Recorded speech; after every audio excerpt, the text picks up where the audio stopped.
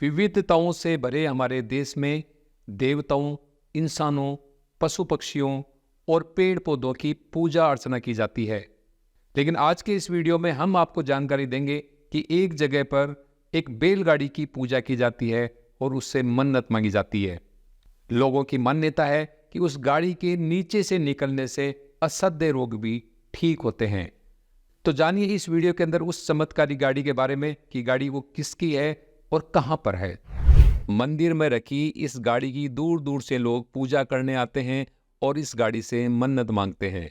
पुजारी का दावा है कि इस गाड़ी के नीचे निकलने पर कई रोगियों के असाध्य रोग ठीक हुए हैं। गाड़ी के नीचे से लोग निकलते हैं, साष्टांग दंडवत होकर के उनका शारीरिक कष्ट दूर हो जाता है, मानसिक तकलीफ दूर हो जाती है।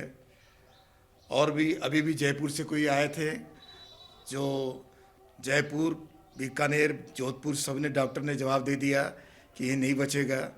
यहाँ आए बहुत आस्था विश्वास के साथ और केवल कलश लिया, गाड़ी का दर्शन किया, धोख खाया और बिल्कुल कबूतर की तरह उड़ के खड़े हो गए, बिल्कुल सही हो गए, जबकि उनको बचने का बिल्कुल उम्मीद नहीं था। और भी बहुत सारा केस ऐसा है जो पूरा तो नहीं बता पाऊँगा।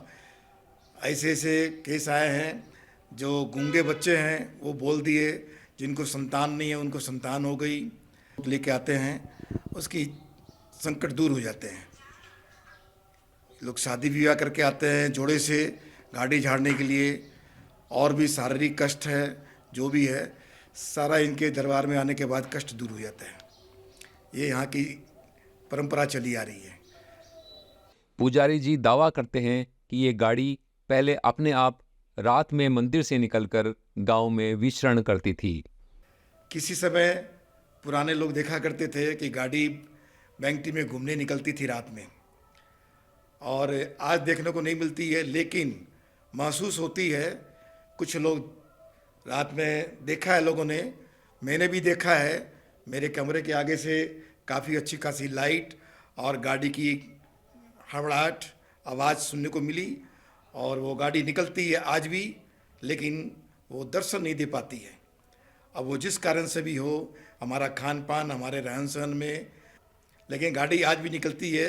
ये मैं 2 साल से सेवा कर रहा हूँ, मुझे इसका आभास हुआ है, क्योंकि मैं सेवा करके जब रात में मंगल का आरती करके बंद करके जाता हूँ, तो गाड़ी सीधे करके कपड़ा वपड़ा ठीक से जो ढका हुआ है गाड़ी के ऊपर, वो सबको ठीक करके जाता हूँ। सुबह जब 4 बजे खोलता हूँ, 5 बजे मंदिर की सफाई वही करके कंप्लीट, तो देखता हूँ कभी गाड़ी दाएं बाएं हो रखी है, कभी गाड़ी के ऊपर से कपड़ा गिरा हुआ है, तो मुझे लग जाता है कि आज गाड़ी निकली थी। मतलब आप गाड़ी की जो स्थिति है भाई इधर उधर हुई, उससे पता लगा लेते हैं। उससे पता लगा लेते हैं। मंदिर में रखी ये गाड़ी राजस्थान के प्रसिद्ध लोक देवता हड़बूजी सांखला की है। हड़बूजी सांखला जोधपुर के संस्थापक राव जोधा के समकालीन थे। राव जोधा का जन्म सन 1416 ईस्वी में हुआ था और निधन सन 1489 ईस्वी में। इस तरह हड़बूजी सांखला की ये गाड़ी आज से लगभग 600 वर्ष से भी ज्यादा पुरानी है। ये गाड़ी जो देख रहे हैं, ये हड़बू जी के सासरे से दाइजे में मिली थी, और आज ये गाड़ी 700 वर्ष पुरानी हो चुकी है, और आज भी गाड़ी लग रही है, बिल्कुल नई है। हड़बूजी की इस गाड़ी के बारे में कहा जाता है कि ये बिना बैलों की ही चलती थी। हड़बूजी परोपकारी संत थे। वे गाड़ी में अनाज भरकर अकालग्रस्त, भूखों और गरीबों को बांटा करते थे। साथ ही गायों की सेवा किया करते थे। उनकी इस गाड़ी के बारे में दावा किया जाता है कि इसमें कभी अन्न खत्म नहीं होता था। हड़बूजी अपनी तपस्या और सत्संग आदि के साथ अनवरत गरीबों की सेवा करते थे। हड़बू जी की गाड़ी नाग देवता और सियार के बल पर चलती थी, वही बिना बैल की गाड़ी। और नाग देवता आज भी जीवित है और हमेशा निकलते रहते हैं, 10 दिन, 15 दिन, 5 दिन पर। किसी को आज तक नुकसान नहीं पहुंचाया। काले रंग का होता है, और कोई गलत करता है तो तुरंत पर्चा दिखाने के लिए वो सामने आके खड़ा हो जाता है, ताकि वो अपनी गलती को माने, लेकिन नुकसान किसी को नहीं पहुंचाते हैं। ये हड़बू जी की सवारी है, नाग देवता और सियार। पंच पीरों में गिने जाने वाले महान सिद्ध पुरुष हड़बूजी सांकला शकुन विद्या के तगड़े जानकार थे।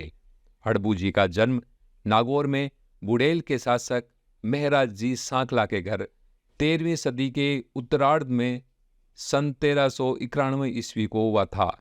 सिरड़ गांव के तालाब पर मिले शिलालेख के अनुसार महराज सांखला और रणकदेव भाटी एक युद्ध में लड़ते हुए जुझार हुए थे। 6 भाइयों में सबसे बड़े हड़बू जी अपने पिता की भांति वीर योद्धा थे। बुड़ेल गांव छोड़ने के पश्चात हड़बू जी ने सिरड़ गांव के समीप एक जाल के वृक्ष के नीचे डेरा लगाया। वह जाल का वृक्ष हरभम जाल कहलाया। वहीं उन्हें उनके मौसेरे भाई बाबा रामदेव जी तंवर मिले और उनके कहने पर उन्होंने अस्त्र शस्त्रों का त्याग कर योगी बालीनाथ को अपना गुरु बनाया, तपस्या की और योद्धा से योगी बने। वहां से चलकर हड़बू जी ने बेंगटी गांव को अपनी कर्मस्थली बनाया। हड़बू जी का विवाह सिद्ध पुरुष व तत्कालीन मालानी के शासक रावल मलिनाथ जी महेचा राठौड़ की पौत्री, जो वीर जगमाल की बेटी थी, के साथ हुआ। हड़बू जी को मलिनाथ जी ने दहेज में ये गाड़ी दी थी, जो आज भी हड़बू जी के मंदिर बेंगटी में मौजूद है।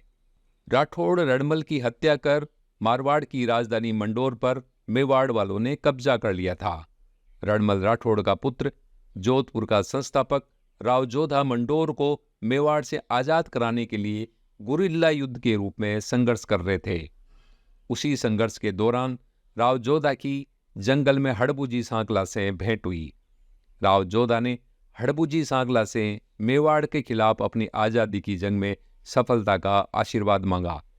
हड़बू जी ने राव जोधा को मारवाड़ में उसका पुनः राज्य स्थापित होने का आशीर्वाद देते हुए भविष्यवाणी की कि जोधा, तुम्हारा राज्य मेवाड़ से जांगलू तक फैलेगा। हड़बू जी के आशीर्वाद के बाद राव जोधा मंडोर पर अपना शासन स्थापित करने में सफल रहे। वहीं हड़बू जी की जांगलू तक उनके राज्य प्रसार की भविष्यवाणी तब सच हुई जब राव जोधा के पुत्र बीका ने काका कांदल के सहयोग से जांगलू प्रदेश पर अधिकार कर बीकानेर बसाया और उसे अपनी राजधानी बनाया, जहां भारत की आज़ादी तक उनके वीर वंशजों का शासन रहा। राव जोधा ने मंडोर का राज्य मिलने के बाद हड़बू जी को बेंगटी गांव भेंट किया, जो फलोदी के पास स्थित है, और इसी गांव में हड़बू जी का मंदिर बना है, जिसमें ये चमत्कारी गाड़ी पूजी जाती है। बेंगटी गांव में इस मंदिर का निर्माण सन 1721 ईस्वी में जोधपुर के शासक महाराजा अजीत सिंह जी ने करवाया था। उस समय इसकी लागत 7,000 रुपये आई थी। जनश्रुतियों के अनुसार हड़बू जी सांखला ने रामदेवरा में बाबा रामदेव जी तंवर की समाधि में ही जीवित समाधि ली थी। और ये जो स्थान है, तो यहाँ पर क्या हड़बू जी ने समाधि ली थी या उनका जन्म स्थान है, क्या है ये? नहीं, इन्होंने यहाँ समाधि ले ली। समाधि तो रामदेव मंदिर में ली है। अच्छा अच्छा। वहाँ रामदेव बाबा ने समाधि ली थी। उस समाधि को खोल करके हड़बू जी खुद वहाँ पर बैठ गए, तो समाधि वहाँ हुई। यहाँ केवल गाड़ी जो है ला करके हड़बू जी ने यहाँ बिठा दिया था। और ये पूरा भेंगटी गांव जो है जोधपुर के राजा ने हड़बू जी को दिया था भेंट में। हड़बू जी सांखला क्षत्रिय थे। सांखला परमार क्षत्रियों की एक शाखा है। जोधपुर के मंडोर उद्यान में स्थित देवताओं की साल में लगी विभिन्न लोक देवताओं की प्रतिमाओं में हड़बू जी सांखला की भी प्रतिमा लगी है, जो चट्टान काटकर उत्कीर्ण की गई है। हड़बू जी सांखला को शकुन विद्या में महारत हासिल थी। शकुन देखकर उन्होंने कई भविष्यवाणियां की थी, जिन पर जानकारी किसी अलग वीडियो में देंगे। तब तक जुड़े रहे हमारे फेसबुक पेज शौर्य गर्जना और यूट्यूब चैनल ज्ञान दर्पण के साथ। धन्यवाद। जय हिंद, जय भारत, जय राजपूताना।